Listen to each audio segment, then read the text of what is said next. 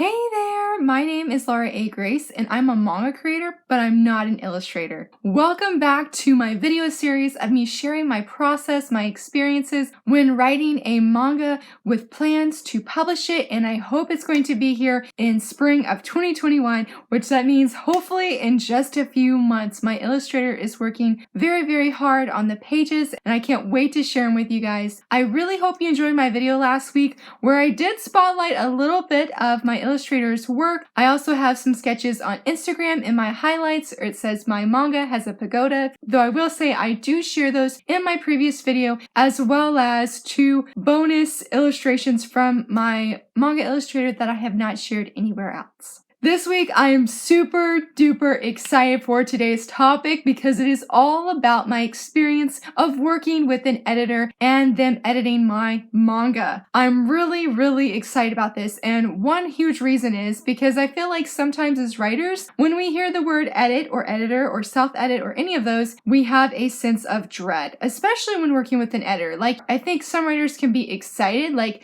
yes, I'm going to the next step of getting it closer to publication, but we also know that means a lot of more work too, because our first drafts can be awesome, or even our second and third drafts, but then you give them to you give your manuscript to your editor, and then you see a bunch of red and you're like, I thought it was wonderful. But here is the thing. I want to share this disclaimer before we keep going, that your editor, an editor in general, is there to help your words shine. And every writer needs an editor. I know there's probably people who could argue about that, but I am a firm believer that every writer needs an editor for their work before it goes to publication. I have worked with quite a few editors, and I've worked with them over multiple pieces. I've worked with an editor on a guest post that was under 1,000 words. I've worked with an editor on my poetry, and as well as my manga and a few other smaller pieces that I have also had edited. So I feel it's really important to work with these editors and get their insight to help our words shine. Again, that is when editors for. It's there to just enhance your words, and a good editor will never tell you to change your whole entire manuscript, to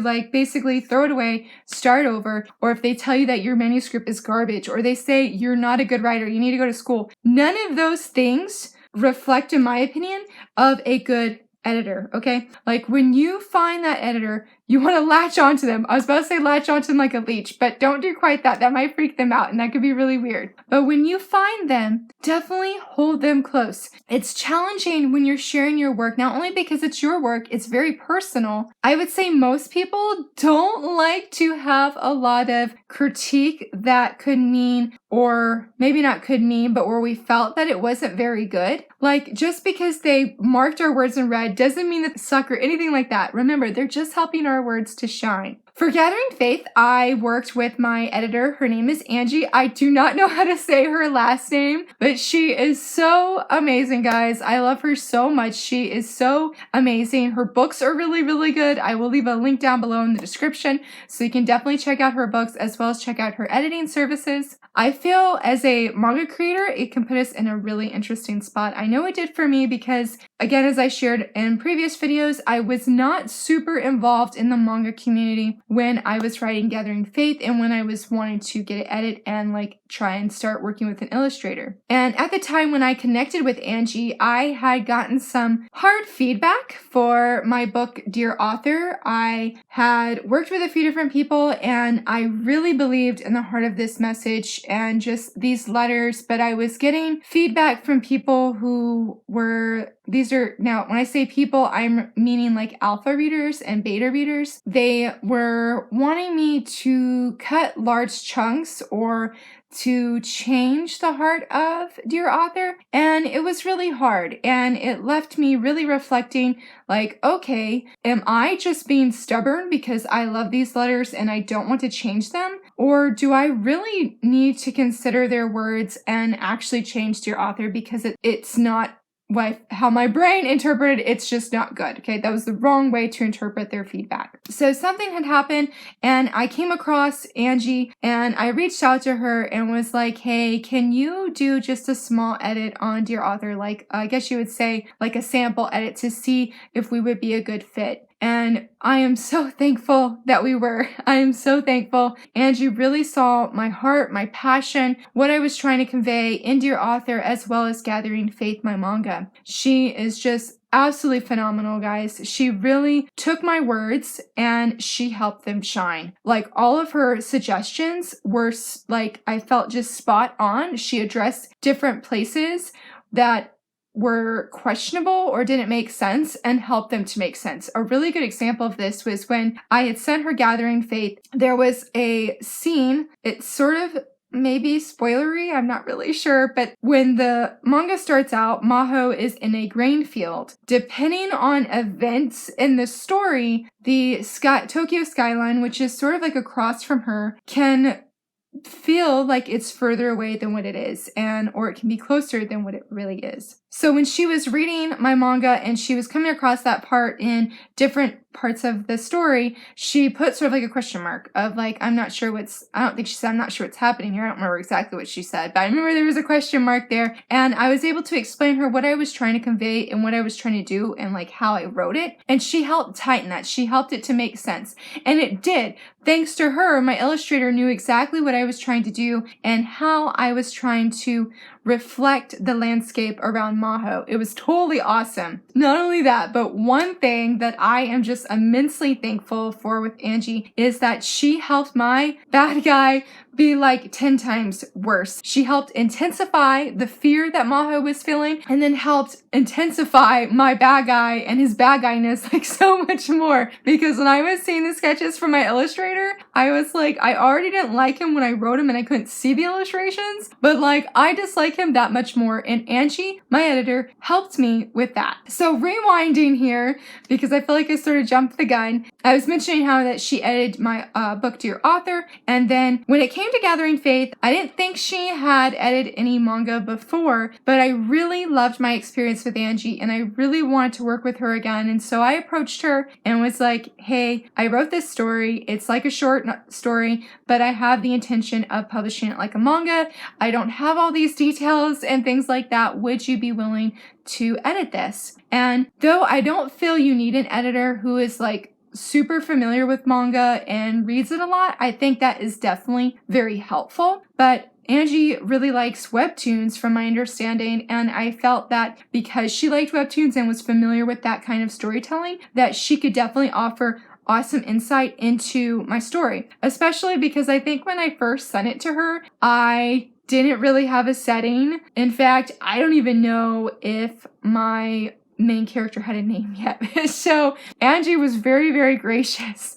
She was very sweet. I was just so moved and so touched by how she can just see my heart in my words and how she just takes sentences and she made them stronger, and that she helped me even with the little bit of like description that I had. She helped refine those so that they were clearer and stronger. You know, one thing that's really important with manga is, yes, your description can like not be edited, so to speak, but that dialogue is like essential. Like that's a huge part of the manga. Like that's what people are going to be reading and must be like refined and awesome and concise. And she did that. Like that is the power of an awesome editor, is them helping refine those words so that when they are in the illustrated manga final form, they shine. Thinking over my experience with Angie and just like the story itself, she was just very chill and she was very open. And I think that's a really important thing to have in an editor, that even if, yes, she doesn't read manga every day, that she was willing to still look at my story and still brought such deep value that really helped my story. Now, there are some things that like a person can do before getting to an editor, and I did do that with Gathering Faith. There are alpha readers and then there's beta readers. I think that the definition of those can sort of depend on the writer. I sort of felt that an alpha reader is like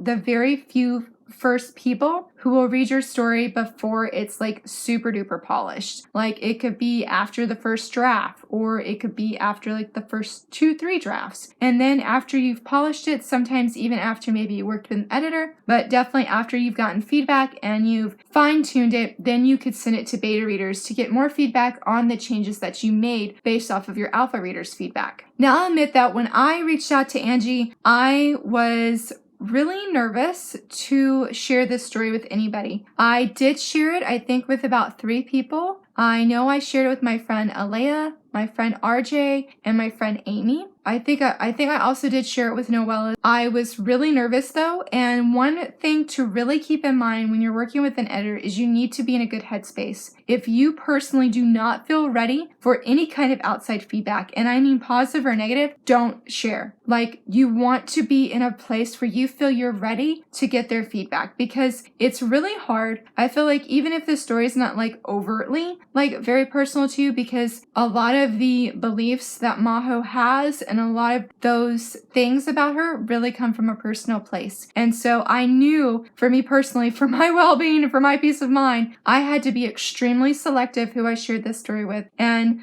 I didn't want just anybody reading it. I had them read it, or I asked them to read it. And it's funny because it more came of, I'm not looking like for a bunch of feedback, but more of, I want to share this with you. And could you give me like an overarching feedback, but like not be super critique. And maybe that sounds really horrible to say that, because I feel like you do need constructive feedback, but I was not in a place where I felt that I could receive that and like accept their words. And so Angie, part of I think why I loved my experience with her is I told her, like, I have not really sent this to anybody. I didn't feel comfortable with it. And usually editors, I think some have said, you know, have people give feedback before you come to me, because that does help financially, where you're not paying them more for things that you could have had fixed beforehand, if that makes sense. Kudos to the editors that are like trying to save us money, but also be really helpful and help us. But I really just wanted to share my positive experience that I had with my editor, especially concerning my manga, because you need an editor, friends. They are just so essential.